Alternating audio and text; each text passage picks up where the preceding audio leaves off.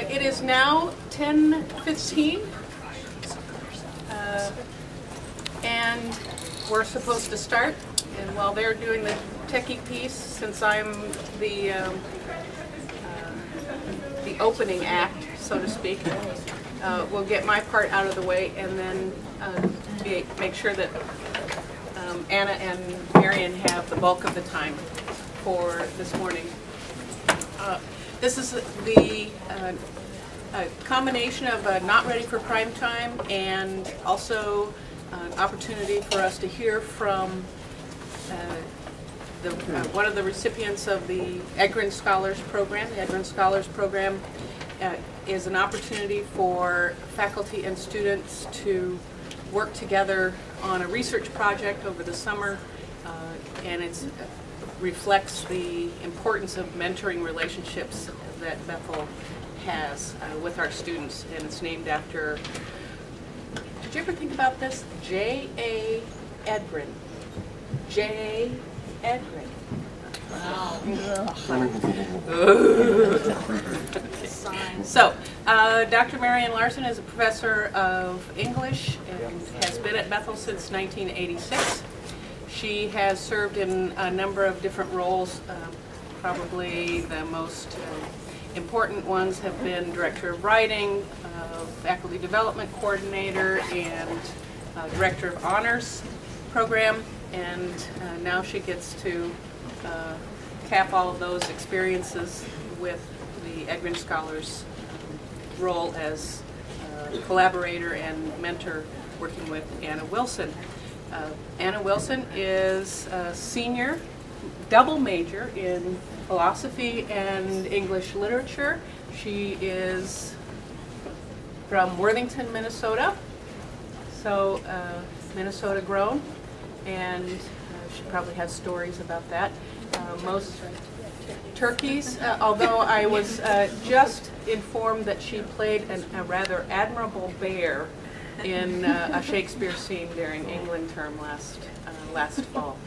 And they are here to talk about the listening believer, balancing absolutes and openness in interfaith dialogue.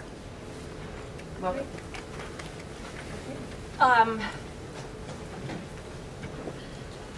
Or begin this still try. I can keep talking. I'm sure you could. You're done. I could do hang on just 1 second, sorry.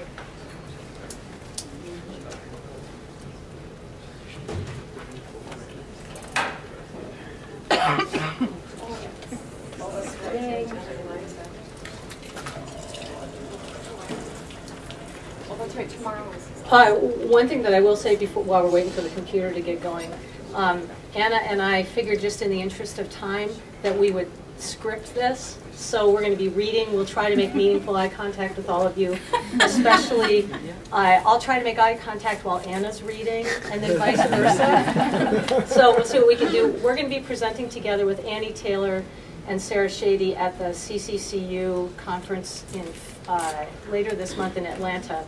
So this is we're going to be talking about this. We'll have to cut it down, I think, a little bit. So, you want to start? Sure. All right. All right. In the fall of 2008, a group of first-year students from Bethel completed a class assignment by learning about a faith tradition that was unfamiliar to them. Some chose to complete the assignment by conducting library research, but most chose to participate in the dialogue series sponsored by St. Paul Interfaith Network. The 5-week series, entitled My Truth and Your Truth, Absolutes and Openness in Our Religious Traditions, included a series of presentations by local religious leaders, followed by a question-and-answer time and then small group discussions facilitated by a team of volunteers. One week, the topic of discussion was a particularly sensitive one, conversion. The Christian representative on the panel advocated a contextual view of missions that acknowledges the many ways in which God reveals himself, including in religions other than Christianity. This speaker said that a person can come to be a faithful Christ follower without leaving behind all that she has known and valued in her home culture and her home religion. Hearing this position alone challenged our students, who worry that he may have compromised too much of the gospel, in his efforts to respect other cultures and religions. Then, representatives from other faith traditions began to express in strong terms that they were deeply offended by this Christian panelist, because he made it clear that ultimately Christ is the way and truth. Several of our students were shocked and confused. They weren't sure whether to feel angry and defensive or guilty and ashamed.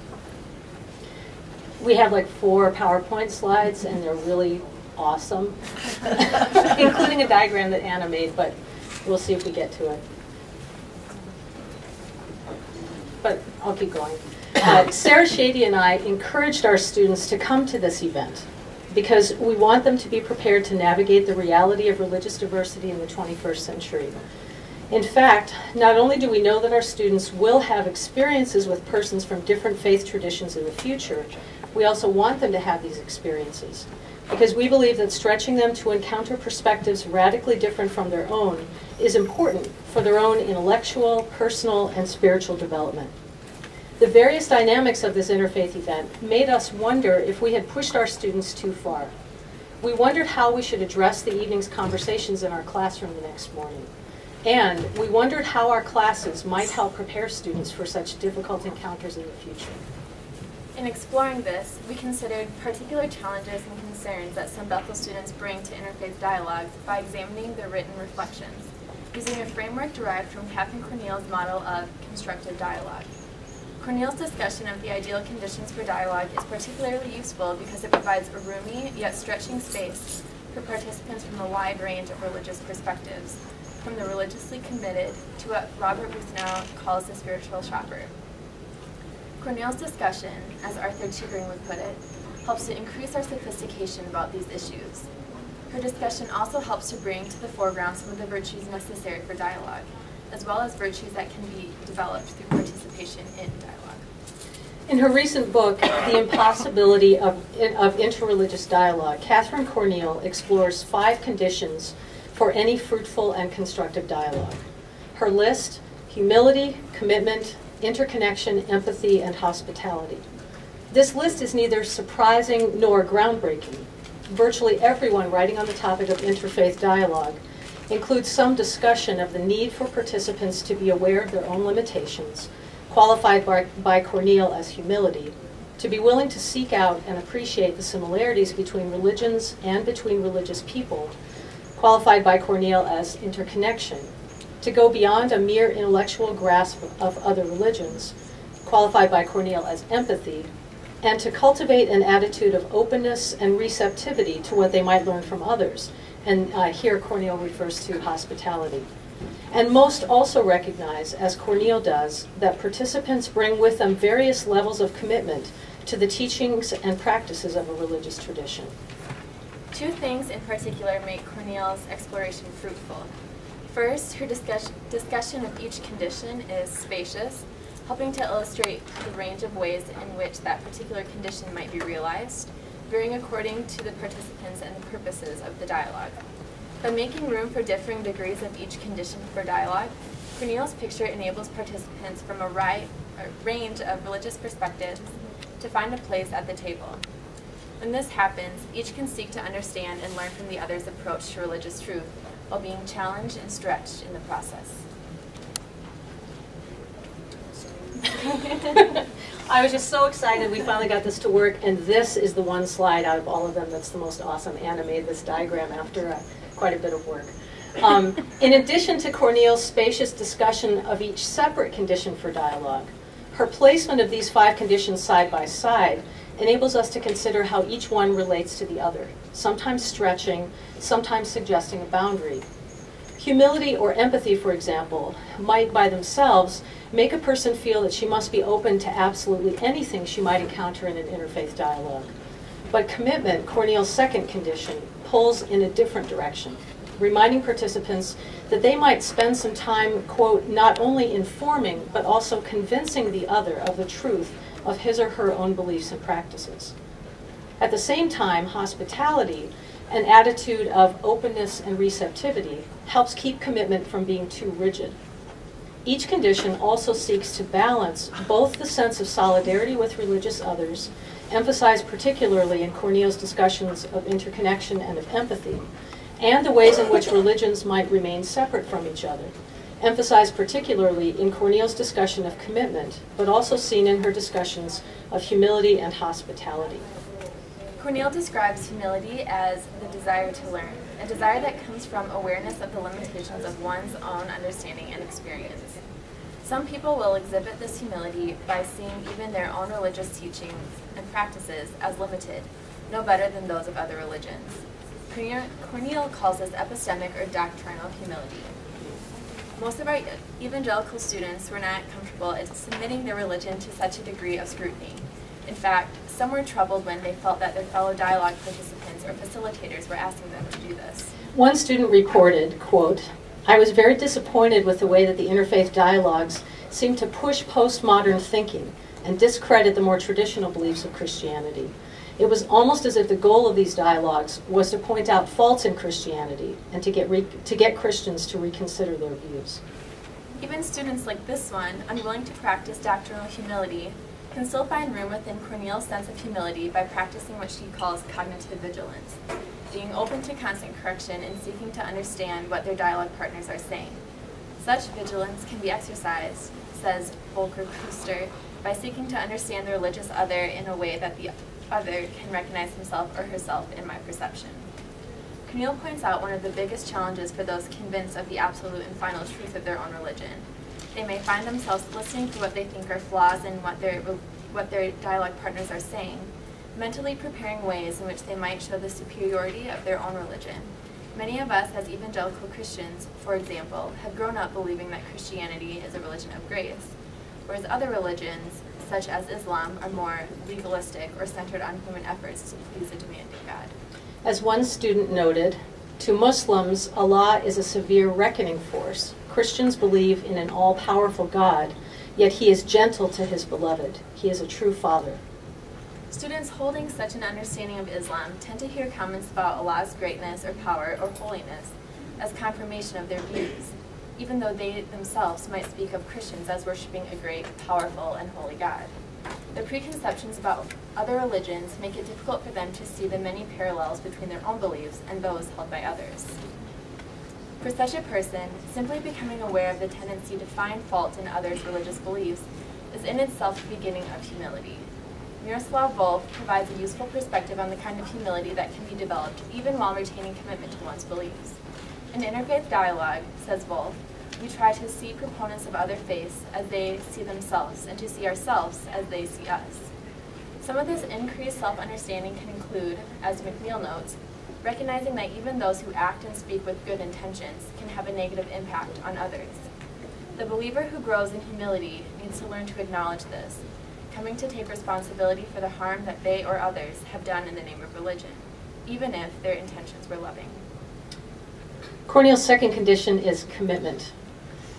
While humility is a crucial condition for constructive dialogue, it isn't sufficient. It's balanced by commitment, Cornille's second condition. Cornille argues that if participants didn't come to the table connected to a religious tradition, the dialogue might be interesting and valuable, but it wouldn't be interreligious. Commitment to one's religious tradition provides, quote, both a solid point of departure and a critical place of return. How does commitment relate to dialogue, according to Cornille? She says that all authentic dialogue necessarily contains a missionary and apologetic dimension. This is the case, she continues, because, quote, religious identity naturally entails commitment to the epistemic priority of one's own set of beliefs and practices, which function as the lens through which the world is understood and evaluated. So it should come as no surprise when one Bethel student, having sought to convince others in his small group of the truth of Christianity, mused, quote, the way I understand it is that they should feel honored that I would be willing to share the truth with them, rather than not share out of fear of offending them. Well, the student didn't say that out loud. He wrote it in a paper, just in case you're wondering how Bethel's being portrayed outside. There's an obvious challenge here if dialogue, not to mention living and working together beyond Bethel, is going to succeed. The main challenge, says Cornille, quote, lies in finding a proper balance between commitment to one's own religion and openness to the other. Robert Wuthnow concurs. We need to help students and ourselves, he says, learn to draw the line between conviction and intolerance. In our dialogues and our reflections together, we need to ask how we might affirm both the virtues of open-mindedness and of faithfulness to a tradition. Those who have little difficulty affirming open-mindedness may need to learn to respect even those who wish to share their ideas in hopes of persuading others to join their faith. Those who seek to be faithful to their tradition, on the other hand, may need to be reassured that a person can listen, can seek to understand, and even come to appreciate aspects of another religion without compromising commitment to one's own. Eboo Patel, founder of the Interfaith Youth Corps, speaks of this as well. He says that all participants need to learn when to leave some issues off the table, when to listen, when to speak, and when to focus on common ground rather than differences. All who participate in interfaith dialogue can strive together to develop what Matt McCormick calls responsible believing, the ability to, quote, think deeply and critically about fundamental questions in general, as well as about one's own fundamental beliefs, attachments, and presuppositions. Responsible believers, says McCormick, reflect on their grounds for holding the beliefs they do as well as the grounds for doubting them, which is why both interfaith dialogue and personal reflection on this dialogue are so instrumental. Says McCormick, responsible believing means one does not close off inquiry or suppress questions on any matter, but this does not mean one needs to abandon those beliefs which one is still investigating or allowing others to question. One of our students, reflecting on things he had learned through interfaith dialogue, made a similar point when he observed, quote, if we fail to genuinely listen to others for fear of being spiritually challenged, we cannot hope to gain greater intimacy with God. Another student said that, quote, to be truly open is to genuinely consider others' worldviews and alter or augment one's current belief system according to one's sense of reason. It is not closed-minded to disagree with other religious traditions, nor is it heretical to agree with other religions. Both of these provide glimpses of responsible believing. Responsible belief, then, can be thought of as one way to connect the openness of Cornille's first condition, humility, with the boundedness of commitment, her second condition. For some, responsible belief can include recognizing that it's possible, as Dana Graves says, to commend and admire aspects of other religions without compromising our commitment to our own faith. A Mormon student with whom Graves worked at Princeton described this admiration as holy envy, the sensation of learning about a tradition, practice, or concept in another's religion that you wish you had in your own faith. Several students had a similar experience of holy envy. They admired the commitment that adherents to Judaism or Islam displayed, and they often felt that Christians could certainly learn from such devotion. One student commented, a strict Jewish life consists of following certain laws and rituals which are set in motion so a Jew can stay clean in the eyes of God. A Christian could really benefit from learning about these practices. Another student reported, one thing that the Christian church can learn from Muslims is the level of commitment that they place on their shared views of submission and absolute truth. Muslims take their stance on religious issues a lot more seriously than many Christians today. Cornille's third condition is interconnection. The students who came to see admirable qualities in the beliefs and practices of others articulated part of what Cornille refers to as interconnection, her third condition. Simply put, interconnection is the sense of commonality or solidarity among religions, and the relevance of other religions for one's own religious tradition. Interconnection might mean sharing common concerns over issues such as secularization, world peace, human suffering, or the damages visited upon the environment. It also might mean noting universal features of various religions, including the sense of being in a life that transcends this world's selfish little interests, the commitment to self-surrender, freedom, and loving and harmonious affections. One student described the sense of interconnection when he said that other religious traditions also promote the importance of family values, and many religions, especially the three religions stemming from Abraham, share near identical moral codes. He went on to note that the commitment he saw in the other religious people with whom he interacted inspired him as a Christian to be similarly passionate in acting on his beliefs. Some students were surprised by where they did and where they didn't sense interconnection with others in interfaith dialogue. Most of our students expected to find compatriots in their fellow Christians, assuming common theological commitments and concerns. Instead, they noticed, as Nash and Bradley observed, that, quote, there is as much spiritual difference within most particular religious narratives or traditions as there is between and among different religious groups. One student found that remarks made by fellow Christians sharply conflicted with his own beliefs, even more so than the speakers of other religions. Even further, he commented that he respected an Islamic speaker the most, saying, quote, "Of all the speakers, I found the imam to be the one who was most unafraid to present his own beliefs. He did not feel the need to back up his point with pluralistic views, which I greatly appreciated. His firm belief in his own religion was much more encouraging to me than the main theme of social justice emphasized in other presentations." Empathy, Cornille's fourth condition for constructive dialogue, has both affective and cognitive dimensions. It involves a desire to learn intellectually about another religion and the people of faith who follow it, but also, quote, "a willingness and ability to penetrate into the religious mindset of the other and understand him or her from within." For this to occur, says Cornille, one must have sympathy for the religious other, which includes, quote, "personal warmth and affection toward the other person, but also openness to the meaningfulness and worth of his or her religious life. It thus includes respect for and interest in the beliefs and practices of the other."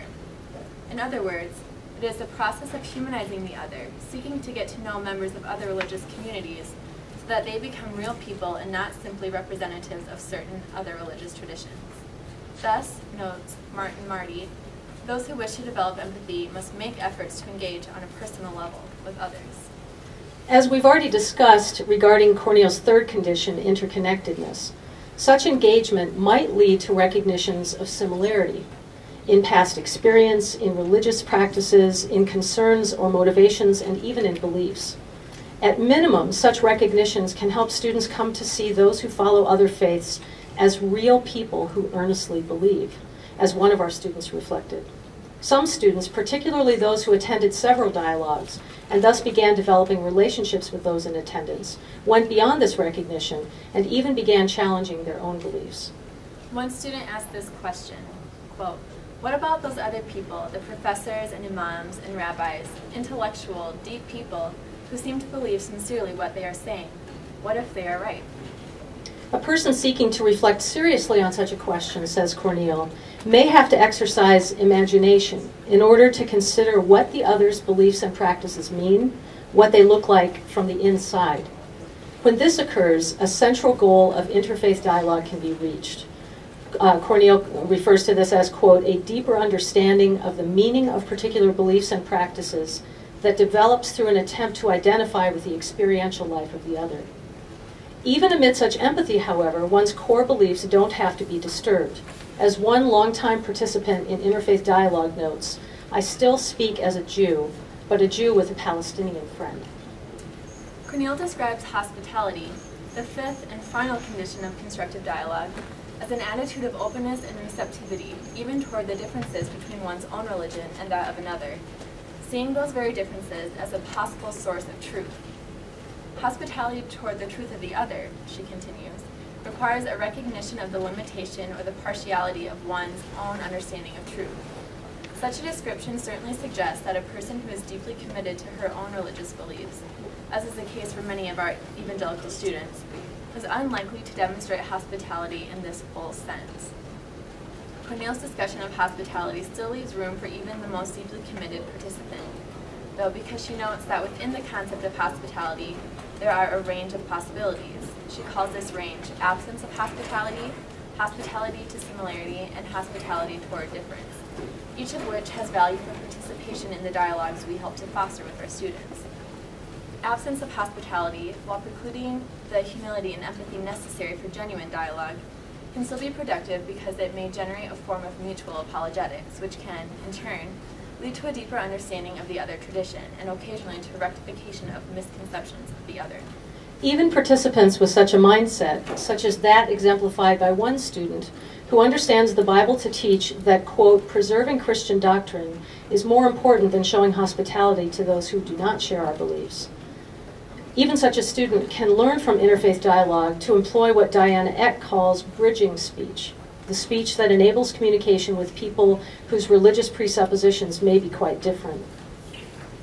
Hospitality to similarity is much like what Cornille describes when she talks about interconnectedness, the third condition for constructive dialogue. For some, coming to see that various teachings and practices of another's religion mirror or resemble one's own is real progress and can be the starting point for deeper reflection and ongoing relationships.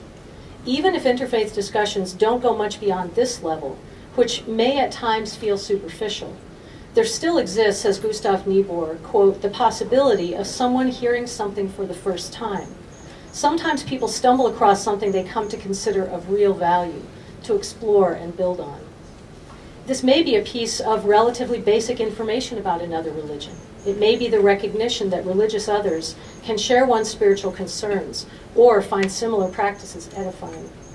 After experiencing the dialogues, one student came to this realization, quote, traditions can be as rich, as vibrant, and as full of life today as they were hundreds of years ago.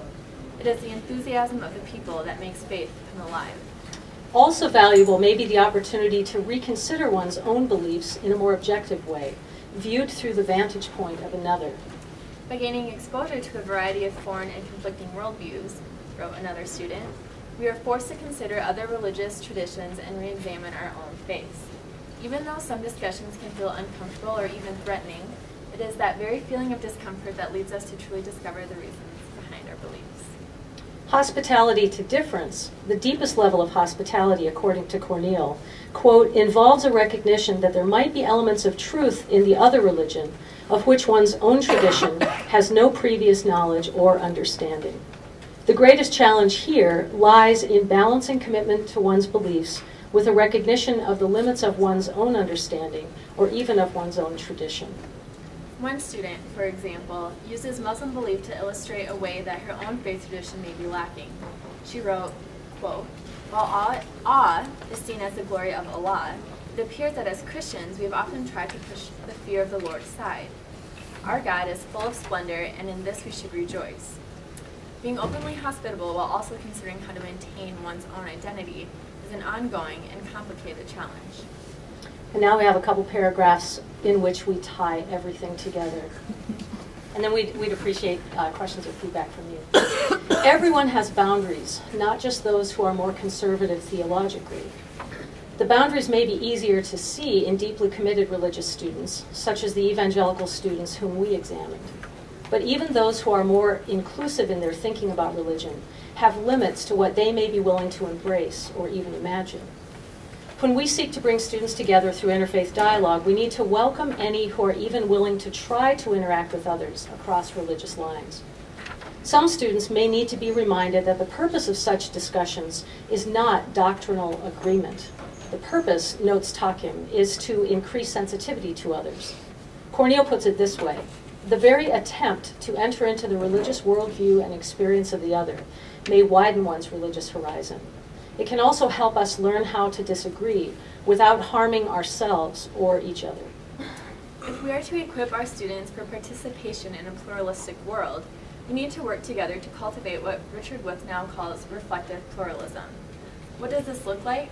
It starts with Cornille's notion of commitment, with individuals taking the time to reflect on the principles and practices that are central to their life, working to be respectful of and peaceful toward those with whom one disagrees, but at the same time, says Withnow, not accepting everything simply because it exists. The stance towards other connects with Cornille's conditions for constructive dialogue: humility, interconnectedness, empathy, and hospitality. Such self-knowledge and openness to others also require a willingness to struggle with an issue, both intellectually and personally, to consciously adopt a stance of inquiry, says Withnow. Particularly for those who have participated in interfaith dialogues, continues Withnow, the stance of inquiry is shaped by the face-to-face encounters and budding relationships with real religious others whose beliefs we each must consider differently than if we simply read about them in a book or consider them in the abstract. As shown through the responses of the students we studied, some find these encounters to be energizing, moving them to deeper spiritual commitment, to acts of service, and possibly also to cultivate relationships across faith lines. Others may find themselves frustrated when they can't understand another, or when they can't get another to understand them. Some may be deeply unsettled, not sure what to do with the questions that interfaith conversations can raise.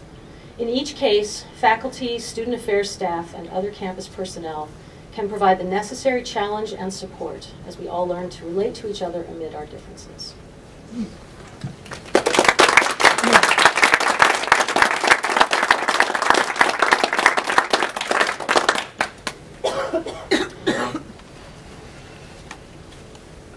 We have a couple minutes, right? Yes, sir. I don't know if it's even part of your agenda or what, but when you look at Scripture, Old Testament, New Testament, and find instances of different faiths, coming together, what kind? Do you find models? Do you find insights for that? I mean, we've got. It seems like there's a whole range of things from kill them to talk to them about their unknown God. I mean, what would Jesus do, or what did Jesus do? Is Jesus ever depicted in these kind of dialogues? What kind of insights maybe are there for us? Do you have ideas? You start. This is why we work so well together. In this particular paper, what we just read to you is a revised version of an article that's coming out next month in the Journal of College and Character, which has a broader audience and is mostly for faculty and student affairs people. So we didn't think it was appropriate for that audience to go down that path at all. But for this audience. I mean, certainly you're right. If you look at Jesus himself, he interacted with religious others in a wide variety of ways. Yeah. Do you want to? I mean, like, if you think of, like, the 5 virtues, like, I think those are, like, virtues that, like, Jesus himself, like, displayed, like, humility, hospitality, commitment. So, like, in that sense, it's what Jesus would do. I mean, I don't know. You talk about studying your students. Was that over a period of time when you had these dialogues, or was it a one-time deal? And did you do it longitudinally? Did you go back to those students a year later or something to see if anything had changed in their thinking? Those would all be really great questions. I'll tell you what we did for this particular project, and Anna was involved in 2 regards. The students we quoted from are all students who were first-year students. This was a fall semester class, first-year students in the honors program. We did some reading and thinking and talking about a variety of issues related to meaning and personal values, and I gave them the option as one way they could complete an assignment. They could have done just library research. I think maybe 2 students chose to do that, or they could have attended a certain number. There was a series of 5 weekly dialogues near the end of the semester, and at the end of all that, they had to write reflection papers. And I also talked with them. I've had some one-on-one conversations with several of them since, but that's where this came from. And then you want to talk about the role you played, both in the dialogues, but then also in working with the student papers here. Yeah, I attended the dialogues fall of 2008 for a social and political philosophy class that I had taken with Dr. Sarah Shady. And so I'd attended the dialogues, and we were thinking about good models for like government, and that was like one way that we researched that. And then, so having that experience, I worked with Dr. Larson on looking at the student responses and comparing them, like also to like my experience and some of the experience that I felt among students in the class that I had taken. So that's interesting that you were working with basically first semester freshmen, honors, give or take. How would this experience change if you had been working with seniors, do you think? Why don't you talk about that one, since you weren't a freshman when you went, and you guys talked about that in the context of a different class. Yeah. One thing that I noticed as a difference from students in my class who were mostly juniors and seniors versus the freshman honor students was, I think a lot of us were more okay hearing about different religions and exploring that as like a viable way of having faith. Whereas a lot of the freshmen seemed more uncomfortable with the idea of religious dialogue to begin with. But one area that I think we found a lot of similarity is figuring out the balance between being open to a new religion and staying committed to your own, and how can you have a meaningful dialogue like beyond simply an exchange of information or beyond trying to convert someone. Like how can you really learn from a religious other? Is there an argument to whom should engage in these discussions interreligious? Because if the return to commitment, you had said that it's going from particular places and then returning to a harbor, as it were. So doesn't this kind of mean a little bit of stubbornness on the point of people that are debating? So whom is this discussion supposed to be for? Because if you're trying to be very solid in your convictions and committed to it, is the person listening to both sides of the debate supposed to be the ones to decide? Is there a interconnectedness that is going to be very hard to deal with? And is it looking to change the person's mind in this dialogue, and wouldn't that go against commitment? One of the reasons why we were so drawn to Cornille's model is because for about 2 years I've been reading kind of everything I can get my hands on in the interfaith dialogue literature. And the vast majority of contributors to that conversation are people from a variety of faith traditions. A lot of them are Christian, I think probably because Christianity is one religion that has to deal with what are you going to do with exclusive claims to truth, which is less the case in some, at least some other religions. And so I think that's why a lot of Christians contribute, but many of the contributors to the interfaith dialogue literature are, I don't like words like liberal and conservative, but still are broader in their, are more ecumenical in their thinking. And that was very much the case of the other Christians who participated. They tended to be from mainline churches, Catholic churches, and yeah, basically a wider array. And what we liked about Cornille, and this is what it may not look like we really struggle with. How many versions of this diagram do we have? Like 3 or 4. But one of the things that really appealed to us is other people will say, here's some of the things that need to be true if you're going to have a good dialogue, and they'll have sort of a list. But Cornille spends a lot of time talking about how each of these kind of stretches and pushes with each other. So back to your question, one of the points we were trying to make is that many of our students probably don't have much difficulty having a firm sense of their commitment, but are more likely to struggle with some of these other areas because maybe they're hanging on too tightly to their understanding of what it means to be committed. So that's going to be the big challenge for them, whereas some of the other people that we encountered have no trouble with some of these other areas, but are really hesitant to sort of figure out what do their commitments look like. I don't know, do you want to say other things about that? No. Okay. This is not a well-framed question right now, so I want to try to frame it as I go along. I'm looking at these 5 qualities and wondering if there are disciplinary connections that are more natural in some disciplines than other disciplines, and whether that's a challenge, or whether these are habits of mind or qualities of mind that can be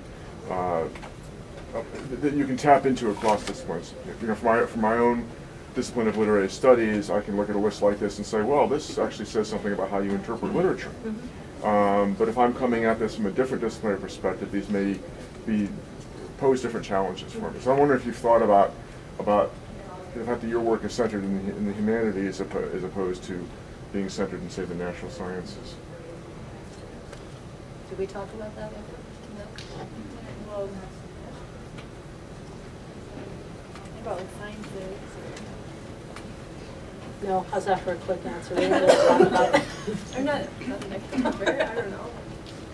I mean, it was helpful. I've read a lot of philosophy, but Anna's read more philosophy than I have since she's also majoring in philosophy. So that was helpful to have the two of us from closely aligned disciplines, but to have some of her disciplinary background go beyond things that I knew. I felt like that was really helpful in our conversations.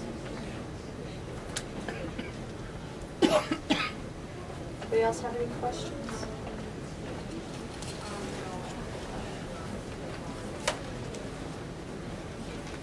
What's your own intention regarding engaging in these kind of dialogues in the future? Do we plan to engage in these dialogues in the future, or? Yeah. Well, I think so. I think, like, I mean, especially like after you leave Bethel, like you encounter people. I mean, even like within your own tradition, like at Bethel, you can assume like a certain range of beliefs. But I mean, even at the dialogues we encountered, people who were Christians, but like had beliefs that were quite different from our own backgrounds. And I think that being conscious of like the different challenges of how to relate to that person and like trying to cultivate the virtues that talks about really adds to the ability to have genuine relationships with people, or like meaningful conversations with people beyond like strictly religious beliefs. One of the things that came out a lot in our thinking and in the work with our students is the importance of developing relationships. Showing up, and this partly gets back to your earlier question, I think. This takes time, and it takes really getting to know someone else, not just showing up for one or two dialogues and sitting at a table with somebody for 45 minutes, which we knew, but given the limitations of our camp, just given a lot of the limitations of being here, it's hard to have an ongoing relationship with the same person or group of people. And part of what, for me personally, part of what grew out of this is I got to know a woman who's one of the people who facilitates these dialogues, who's a rabbi, and she and I get together every couple of months and have dinner, and it's really been very wonderful. She uses me sort of like, she'll say, is it true that such and such, or I heard that some evangelicals think this, or I heard this about Bethel, help me understand that. So I'm helping to humanize a certain branch of Christianity that she doesn't encounter very often. And she's helping to humanize various branches of Judaism that I had only learned about by reading like Chaim Potok before. And so realizing how much we have to learn, not just intellectually, but spiritually from each other has been a really good thing for me. And also, I've been trying to participate in some of the activities of the St. Paul Interfaith Network, which is connected with the St. Paul Area Council of Churches, because most of the Christians who participate in that come from congregations really different from my congregation, and those aren't the kinds of Christians I hang around with very often. And I just realized I need to get out a little more. We've said that for you. I know you have. So, well, thanks very much for coming. Looks like there's still some treats left.